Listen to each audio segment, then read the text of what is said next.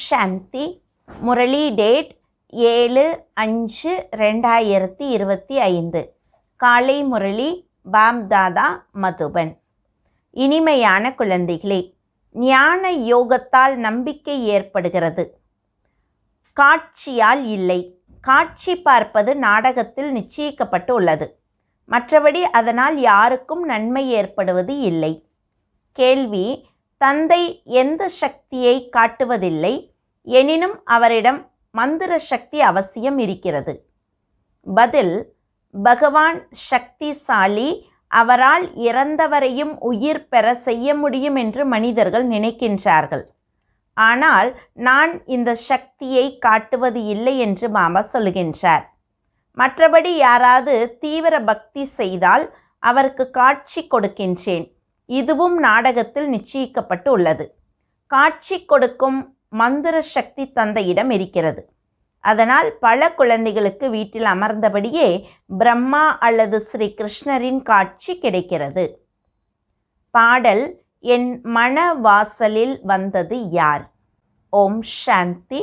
இது குழந்தைகளின் அனுபவ பாடல். சச்சங்கங்கள் நிறைய இருக்கின்றன. குறிப்பாக பாரதத்தில் அநேக சச்சங்கங்கள் இருக்கின்றன. அநேக வழிமுறைகள் இருக்கின்றன. உண்மையில் அவற்றில் எதுவும் சச்சங்கம் கிடையாது. ஒரு சச்சங்கம் மட்டுமே இருக்கிறது. மற்றபடி அங்கே யாராவது வித்வான், ஆச்சாரியார் அல்லது பண்டிதரின் முகத்தை நீங்கள் பார்ப்பீர்கள்.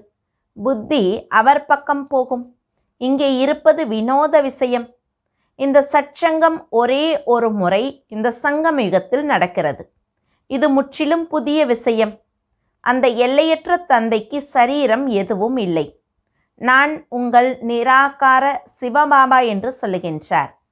நீங்கள் மற்ற சச்சங்கங்களுக்கு சென்றால் சரீரங்களையே பார்ப்பீர்கள். அவர்கள் சாஸ்திரத்தை நினைவு செய்து சொல்லுகிறார்கள். அநேக வித சாஸ்திரங்கள் இருக்கின்றன. அவற்றை நீங்கள் ஜென்ம ஜென்மங்களாக கேட்டு வந்தீர்கள். இப்போது இருப்பது புது விஷயம். புத்தியால் ஆத்மா அறிகிறது.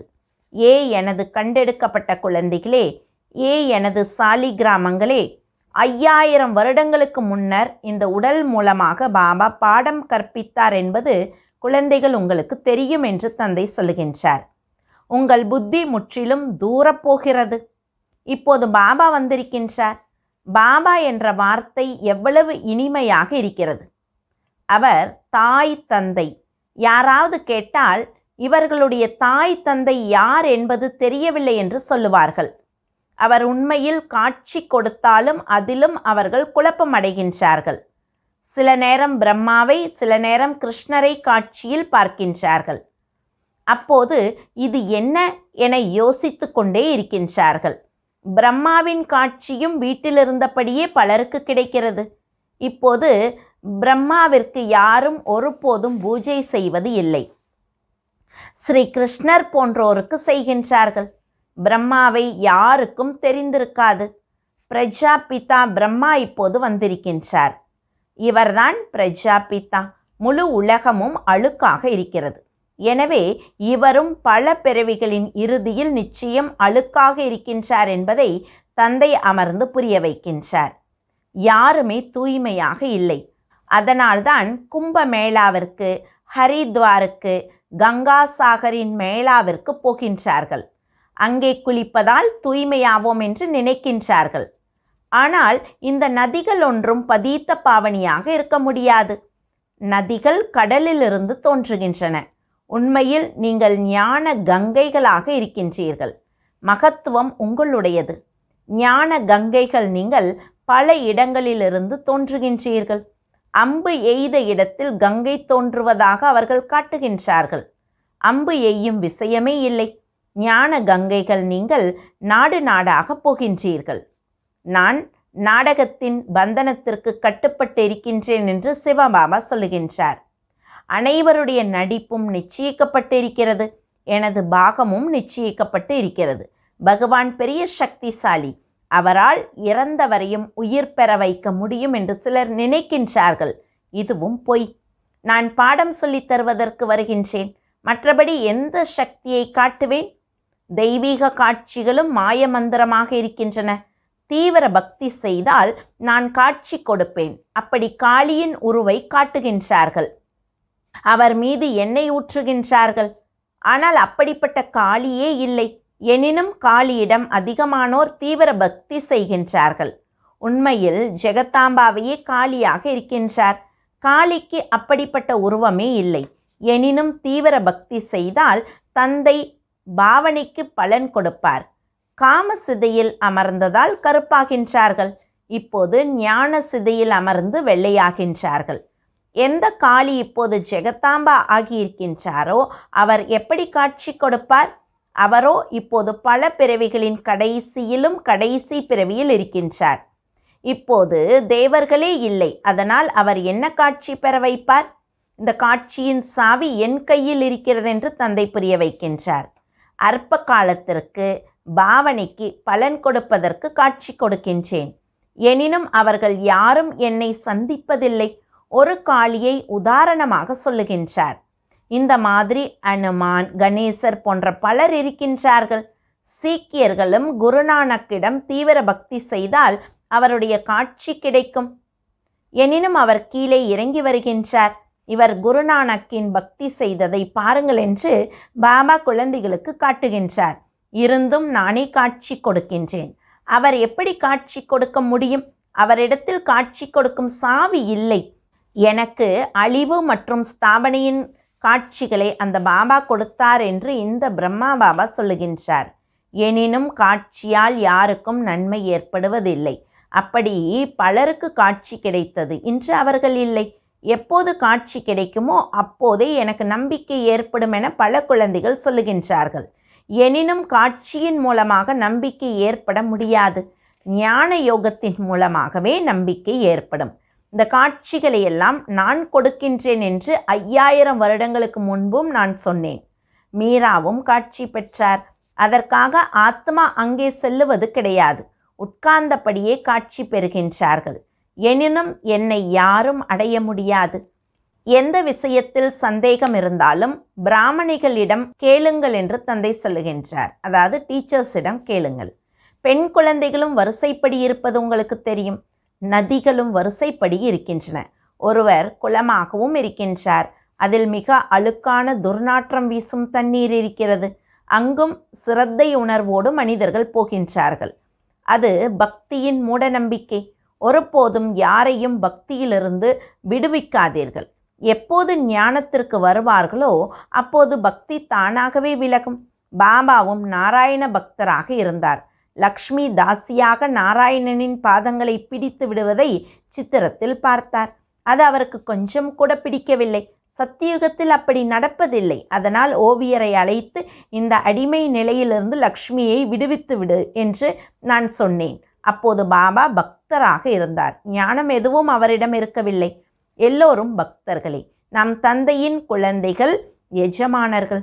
பிரம்மாண்டத்திற்கும் எஜமானராக குழந்தைகளை மாற்றுகின்றார். உங்களுக்கு ராஜ்ய பாக்கியத்தை கொடுக்கின்றேன் என்று சொல்லுகின்றார். அப்படிப்பட்ட தந்தையை எப்போதாவது பார்த்திருக்கின்றீர்களா? அந்த தந்தையை முழுமையாக நினைவு செய்ய வேண்டும். அவரை நீங்கள் இந்த கண்களால் பார்க்க முடியாது. அவரோடு யோகம் வைக்க வேண்டும். நினைவும் ஞானமும் முற்றிலும் எளிதாக இருக்கின்றன. விதையையும் மரத்தையும் அறிய வேண்டும். நீங்கள் அந்த நிராகார மரத்திலிருந்து மனித மரத்திற்கு வந்திருக்கின்றீர்கள். தந்தை காட்சியின் ரகசியத்தையும் புரிய வைக்கின்றார். மரத்தின் ரகசியத்தையும் புரிய வைத்திருக்கின்றார். கர்மம், அக்கர்மம், விக்கர்மத்தின் விளைவுகளை பற்றியும் புரிய வைத்திருக்கின்றார். தந்தை, டீச்சர், குரு மூவரிடமிருந்தும் அறிவுரை கிடைக்கின்றது. நான் உங்களுக்கு அப்படிப்பட்ட அறிவுரை தருகின்றேன். அப்படிப்பட்ட கர்மத்தை கற்றுக் கொடுக்கின்றேன். அதனால் நீங்கள் 21 பிறவிகளுக்கு சதா சுகமாக இருப்பீர்கள் என்று இப்போது பாபா சொல்லுகின்றார். டீச்சர் கல்வி கற்பிக்கின்றார். குருமார்களும் பவித்திரத்தாவின் அறிவுரை கொடுக்கின்றார்கள். அதாவது கதைகளை சொல்லுகின்றார்கள். எனினும் தாரணை முற்றிலும் ஏற்படுவதில்லை. கடைசி நினைவுப்படி எதிர்காலம் அமையும் என்று இங்கே பாபா சொல்லுகின்றார். மனிதர்கள் இறக்கும் தருவாயில் ராமா ராமா என்று சொல்லும்படி அவர்களிடம் சொல்லுகின்றார்கள். அப்போது புத்தி அந்த பக்கம் போகும். உலகிய விஷயங்களிலிருந்து உங்கள் புத்தியோகம் விலகிவிட்டது என்று இப்போது தந்தை சொல்லுகின்றார். இப்போது நான் உங்களுக்கு மிக நல்ல கர்மத்தை கற்பிக்கின்றேன். ஸ்ரீ கிருஷ்ணரின் சித்திரத்தை பாருங்கள். பழைய உலகத்தை உதைத்து தள்ளி புதிய உலகத்திற்கு வருகின்றார். நீங்களும் பழைய உலகை உதைத்து தள்ளி புதிய உலகத்திற்கு போகின்றீர்கள். அதனால் உங்கள் கால்கள் நரகத்தை நோக்கியும் முகம் சொர்க்கத்தை நோக்கியும் இருக்கிறது. சுடுகாட்டிலும் உள்ளே நுழையும் போது பிணத்தின் முகத்தை அந்த பக்கம், அதாவது தகன மேடை பக்கம், கால்களை பின்பக்கமும் திருப்புகின்றார்கள். அப்படி இந்த சித்திரமும் உருவாக்கப்பட்டிருக்கின்றது. மம்மா, பாபா மற்றும் குழந்தைகள் நீங்கள் இருக்கின்றீர்கள். நீங்கள் மம்மா பாபாவை பின்பற்ற வேண்டும். அப்போதே அவர்களுடைய சிம்மாசனத்தில் அமர முடியும். ராஜாவின் குழந்தைகளை இளவரசர், இளவரசி என்று சொல்லுவார்கள். நாம் எதிர்காலத்தில் இளவரசர், இளவரசி ஆவோம். உங்களுக்கு இப்படிப்பட்ட கர்மத்தை கற்றுக் கொடுக்கும் அப்பா, டீச்சர், குரு யாராவது இருப்பார்களா? நீங்கள் சதா காலத்திற்கும் சுகவாசி ஆகின்றீர்கள். இது சிவபாபாவின் வரம். அவர் ஆசீர்வாதம் கொடுக்கின்றார். அதற்காக அவரது கருணை நம்மீது இருக்கிறது என்பது கிடையாது. சொல்வதால் மட்டும் ஒன்றும் நடக்காது. நீங்கள் கற்க வேண்டும். வெறும் ஆசீர்வாதத்தால் மட்டும் நீங்கள் ஆக முடியாது. அவரது வழியில் நடக்க வேண்டும். ஞானத்தையும் யோகத்தையும் தாரணை செய்ய வேண்டும். வாயால் ராம் ராம் என்று சொன்னாலும் சப்தம் வரும் என்று தந்தை புரிய வைக்கின்றார். நீங்கள் சப்தத்தை கடந்து போக வேண்டும். அமைதியாக இருக்க வேண்டும். நல்ல நல்ல விளையாட்டுகளும் வருகின்றன. படிக்காதவர்களை புத்தி இல்லாதவர்கள் என்று சொல்லுவார்கள். இப்போது எல்லாவற்றையும் மறந்து நீங்கள் முற்றிலும் புத்தி இல்லாதவர்கள் ஆகுங்கள் என்று தந்தை சொல்லுகின்றார். நான் உங்களுக்கு என்ன வழி சொல்லுகின்றேனோ அதன்படி நடக்க வேண்டும். பரந்தாமத்தில் ஆத்மாக்கள் நீங்கள் எல்லோரும் உடல் இல்லாமல் இருக்கின்றீர்கள். பிறகு இங்கே வந்து சரீரத்தை பெறுகின்றீர்கள். அப்போது உங்களை ஜீவாத்மா என்று சொல்லுகின்றார்கள். நான் ஒரு உடலை விட்டு மற்றதை பெறுகின்றேன் என்று ஆத்மா சொல்லுகிறது. நான் உங்களுக்கு முதல் தரமான கர்மத்தை கற்பிக்கின்றேன் என்று தந்தை சொல்லுகின்றார். டீச்சர் கல்வி கற்பிக்கின்றார். இதில் சக்திக்கு என்ன விஷயம் இருக்கிறது? காட்சி கொடுக்கின்றார். அதை மந்திரம் என்று சொல்லுகின்றார்கள். மனிதனை தேவனாக மாற்றும் மாயத்தை வேறு யாரும் செய்ய முடியாது. பாபா வியாபாரியாக இருக்கின்றார். பழையதை பெற்றுக்கொண்டு புதியதை கொடுக்கின்றார். இது பழைய இரும்பு பாத்திரம் என்று சொல்லப்படுகிறது. இதற்கு எந்த மதிப்பும் கிடையாது.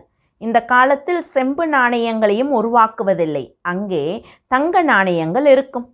அதிசயம் இல்லையா? எப்படி இருந்தது, எப்படி மாறிவிட்டது? நான் உங்களுக்கு நம்பர் 1 கர்மத்தை கற்றுக் கொடுக்கின்றேன் என்று தந்தை சொல்லுகின்றார். மண்மனாபவாகிவிடுங்கள். பிறகு இருப்பது படிப்பு. அதன் மூலம் சொர்க்கத்தின் இளவரசராவீர்கள். இப்போது காணாமல் போன தேவதா தர்மம் மீண்டும் படைக்கப்படுகிறது.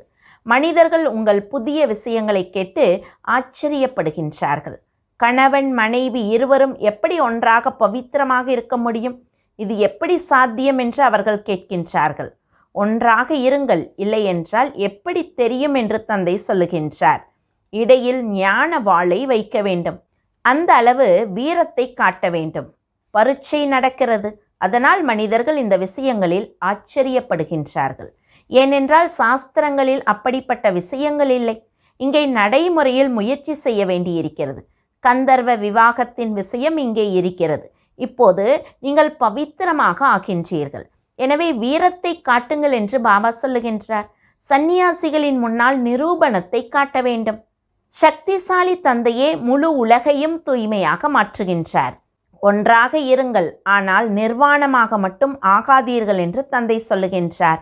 இவையெல்லாம் யுக்திகள். மிகப்பெரிய பிராப்தி கிடைக்கிறது. ஒரு பிறவி மட்டும் தந்தையின் டைரக்ஷன் படி தூய்மையாக இருக்க வேண்டும்.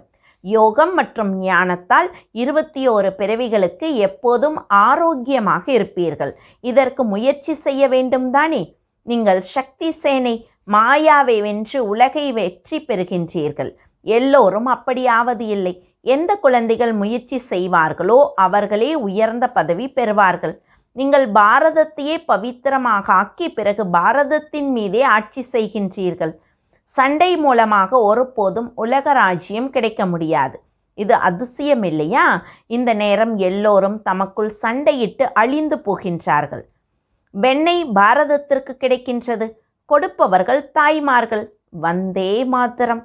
பெரும்பாலானோர் தாய்மார்களாக இருக்கின்றார்கள். நீங்கள் ஜென்ம ஜென்மங்களாக குருவிடம் சென்றீர்கள், சாஸ்திரங்களை படித்து வந்தீர்கள் என்று இப்போது தந்தை சொல்லுகின்றார். இப்போது நான் உங்களுக்கு புரிய வைக்கின்றேன். சரி எது என்பதை நீங்களே தீர்மானியுங்கள். சத்தியுகம் உண்மையான உலகம், மாயா பொய்யான உலகமாக மாற்றுகிறது. இப்போது பாரதவாசிகள் அதர்மிகளாக மாறிவிட்டார்கள். தர்மம் இல்லை, அதனால் சக்தியும் இல்லை. அதர்மியாக, அன்ரைட்டியஸாக, சட்டவிரோதியாக, ஏழையாக மாறிவிட்டார்கள். எல்லையற்ற தந்தையாக இருப்பதால் எல்லையற்ற விஷயங்களை புரிய வைக்கின்றார். மீண்டும் உங்களை நான் அதிக சக்தியுள்ள தர்மத்தை சார்ந்தவர்களாக மாற்றுகின்றேன் என்று சொல்லுகின்றார். சொர்க்கத்தை உருவாக்குவது சக்திசாலியின் வேலை, ஆனால் மறைமுகமாக இருக்கிறது. நீங்கள் மறைமுக வீரர்கள். தந்தைக்கு குழந்தைகளின் மீது அதிக அன்பு இருக்கிறது. அறிவுரை தருகின்றார். தந்தையின் வழி, டீச்சரின் வழி, குருவின் வழி, பொற்கொள்ளரின் வழி, வண்ணானின் வழி என அனைத்து வழிகளும் இதில் வந்துவிடுகின்றன. நல்லது. இனிமையிலும் இனிமையான காணாமல் போய் கண்டெடுக்கப்பட்ட செல்ல குழந்தைகளுக்கு தாய் தந்தை பாம் தாதாவின் அன்பு நினைவுகள் மற்றும் காலை வணக்கம். ஆன்மீக குழந்தைகளுக்கு ஆன்மீக தந்தையின் நமஸ்காரம். ஆன்மீக தந்தைக்கு ஆன்மீக குழந்தைகளுடைய அன்பு நினைவுகளும் நமஸ்காரமும். தாரணைக்கான முக்கிய சாரம். முதல் பாயிண்ட். இந்த ஒரு கடைசி பிறவியில் தந்தையின் வழியில் நடந்து இல்லற விவகாரத்தில் இருந்தபடியே பவித்திரமாக இருக்க வேண்டும். இதில் வீரத்தை, அதாவது தைரியத்தை காட்ட வேண்டும். இரண்டாவது பாயிண்ட். ஸ்ரீமத் படி சதா உயர்ந்த செயலை செய்ய வேண்டும். சப்தங்களை கடந்து செல்ல வேண்டும். படித்த அல்லது கேட்ட எல்லாவற்றையும் மறந்து தந்தையை நினைவு செய்ய வேண்டும். வரதானம். பிரச்சனைகளை குட்லக் என உணர்ந்து தனது நம்பிக்கையின் அஸ்திவாரத்தை உறுதியாக்கும் ஆடாத அசையாதவர் ஆகுக.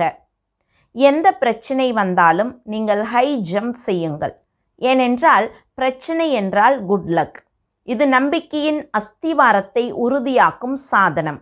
நீங்கள் எப்போது ஒரு முறை அங்கதனுக்கு சமமாக உறுதியாவீர்களோ அப்போது அந்த பேப்பரும் வணங்கும். முதலில் பயங்கர ரூபத்தில் வரும், பிறகு தாசியாகும். நான் மகாவீரர் என்று சொல்லி சவால் விடுங்கள். எப்படி தண்ணீரின் மீது கோடு போட முடியாதோ அப்படி மாஸ்டர் கடல் என்னோடு எந்த பிரச்சனையும் யுத்தம் செய்ய முடியாது. சுயஸ்திதியில் இருப்பதால் ஆடாதவர் அசையாதவர் ஆவீர்கள். ஸ்லோகன். பழைய வருடத்திற்கு விடை கொடுப்பதோடு கூடவே கசப்பிற்கும் விடை கொடுங்கள். அவ்யக்த சைகை. ஆன்மீக ராயல்டி மற்றும் பியூரிட்டியின் பர்சனாலிட்டியை தாரணை செய்யுங்கள்.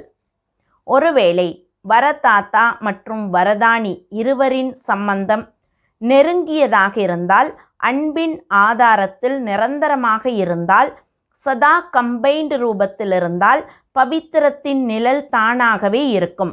எங்கே சர்வசக்திவான் தந்தை இருப்பாரோ அங்கே அப்பவித்திரம் கனவிலும் வர முடியாது. எப்போது தனியாவீர்களோ அப்போது பவித்திரத்தாவின் சுமங்கலி நிலை சென்றுவிடும். ஓம் சாந்தி.